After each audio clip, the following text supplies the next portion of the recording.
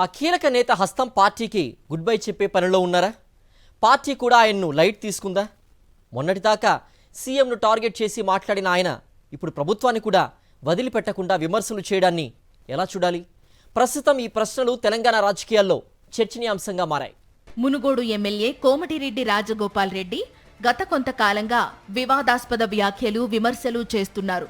CM Revanth రెడ్డిని, ప్రభుత్వాన్ని target గా చేసుకుని ఆయన చేస్తున్న కామెంట్స్ హస్తం పార్టీని ఇరకాటంలో పెడుతున్నాయి.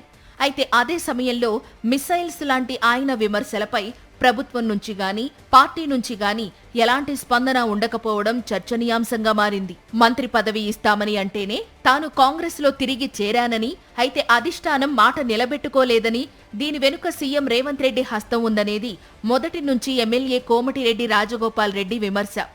దీనికి సంబంధించిన రచ్చ చిలికి చిలికి గాలివానలాగా తయారై ఇప్పుడు తుఫానులాగా తయారైందని అంటున్నారు. ఈ నేపథ్యంలో సీఎం రేవంత్ రెడ్డిని టార్గెట్ గా చేసుకుని ఆ మధ్యన కోమటిరెడ్డి రాజగోపాల్ రెడ్డి విమర్శలు గుప్పించారు. నేనే 10 ఏళ్లు సీఎంగా ఉంటానంటూ రేవంత్ చేసిన వ్యాఖ్యలపై రాజగోపాల్ రెడ్డి ఘాటు విమర్శలు చేశారు. కాంగ్రెస్ అనేది జాతీయ పార్టీ, 10 ఏళ్లు నేనే సీఎం అంటూ రేవంత్ ఎలా ప్రకటించుకుంటారు? అది సమంజసం కాదు అన్నట్లుగా రాజగోపాల్ రెడ్డి ఘాటు వ్యాఖ్యలు చేశారు.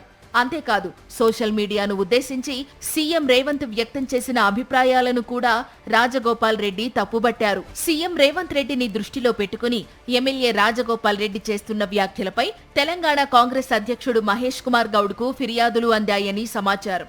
అంతేకాదు, క్రమశిక్షణ కమిటీ దగ్గరకు కూడా ఈ విషయం వెళ్లింది. అయినప్పటికీ రాజగోపాల్ రెడ్డిపై ఎలాంటి చర్యలు లేకపోవడం చర్చనీయాంశంగా మారింది. ఇక మొన్న జరిగిన అసెంబ్లీ సమావేశాల సందర్భంగా మొదటి రోజు సెషన్కు హాజరైన రాజగోపాల్ రెడ్డి వందలాది మంది అనుచరులతో కలిసి గన్ పార్కుకు వచ్చి బల ప్రదర్శన చేశారు.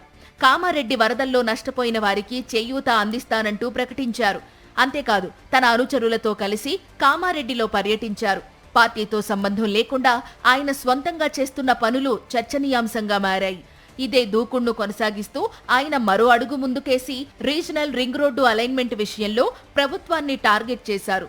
అలైన్మెంట్ మార్చుతారో లేక మనమే ప్రభుత్వాన్ని మార్చడమో అన్నట్టుగా రైతులకు మద్దతుగా ఆయన చేసిన వ్యాఖ్యలు పార్టీలో కలకలం సృష్టిస్తున్నాయి.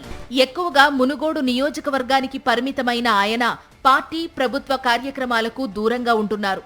సందు దొరికితే చాలు ప్రభుత్వాన్ని ఇరకాటంలో పెడుతున్నారు. అయినప్పటికీ ఆయన విషయంలో తెలంగాణ వ్యవహారాల ఇన్ఛార్జ్ మీనాక్షి నటరాజన్ ఏమీ మాట్లాడడం లేదు. ఆయన్ను బుజ్జగించే ప్రయత్నాలను కూడా చేయడం లేదు. దీంతో అటు పార్టీ, ఇటు రాజగోపాల్ రెడ్డి ఇద్దరూ ఎవరికి వారే అన్నట్టుగా తయారై తెగేదాకా ఆగేది లేదన్నట్టుగా ఉన్నారని పార్టీలో చర్చ జరుగుతోంది. దేనికైనా సిద్ధమే అన్నట్టుగా రాజగోపాల్ రెడ్డి వ్యవహరిస్తున్నారని, అలాగే పార్టీ కూడా ఆయన్ను పట్టించుకునేది లేదన్నట్టుగా ఉండడంతో ముందు ముందు సంచలనాలకు అవకాశముందనే చర్చ జరుగుతోంది.